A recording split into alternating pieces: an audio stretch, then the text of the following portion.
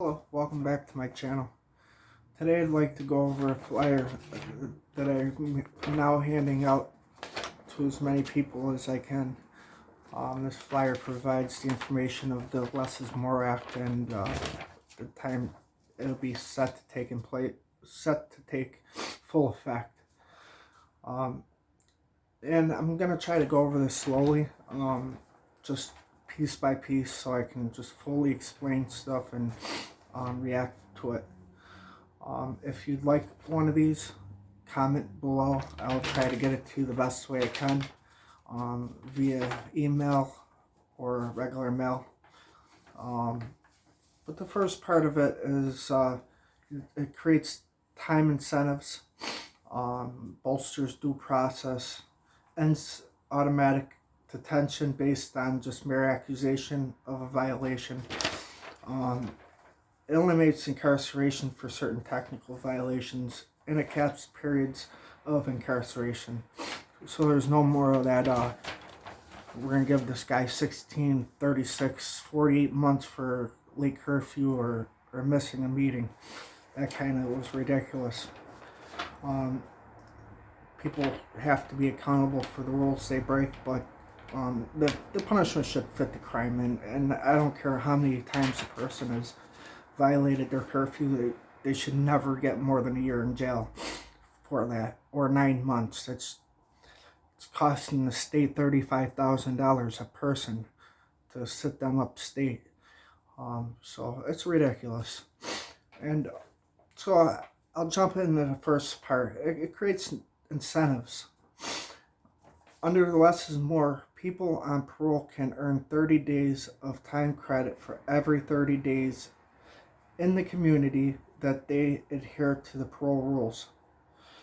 For example, someone who has 4-year term on parole will complete supervision after 2 years if they have sustained violations during that period. If the person on parole is found to have violated a condition of parole, they will not earn the 30-day time reduction in their parole time, and may face additional sanctions depending on the violation. People on parole that have been on for a while should get a 2-year retroactive credit towards their parole. People on life parole, this won't be effective to them. This very small part of the bill won't be. It won't count for them. But everything else, as far as bolstering due process, ending automatic detentions and stuff like that, still do apply to people on life parole. Creating incentives to get off of parole should be just like a no-brainer. We can get these people off as fast as possible. Maybe we can work on the people that actually need the help. It'll save money. It'll save time, resources, and it'll help people out in the community. Some empathy has to be held here. I mean, let's figure out how we can help people rather than to hinder them or lock them up for every little mistake they make. And PEF, the Public Employees Federation, they stood up and said, oh, well, these people won't have to take accountability anymore. But I just read you something that they do. And in fact, they won't earn that time credit if they violate terms of their parole. And they might have to deal with additional sanctions if they don't follow the rules. So this isn't about taking accountability. It's about making the system a little bit easier, a little bit more fair, and to get people back to their families, which parole isn't a family-friendly organization. They separate people from their families more than they bring them together. That's not very helpful. Our families are our resources. They're our lifelines.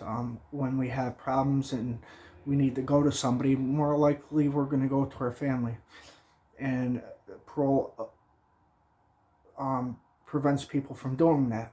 In fact, they sanction people if they violate some of them conditions that prevents them from being around their family members. It's a ridiculous system. But let's give people a way to earn their way off of parole quicker.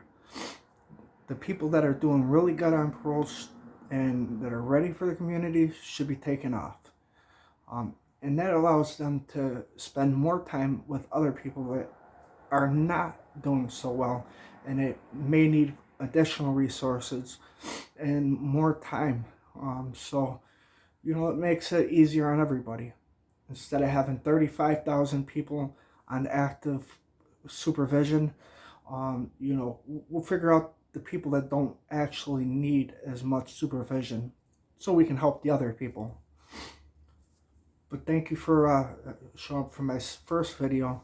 My second and third will be on the other bolstering due process and the automatic detainment. Also, if you like my videos, just let me know. Subscribe, comment below, let me know what I'm doing right and wrong so I can improve my videos and reach out to as many people as possible about this. Thank you for your time.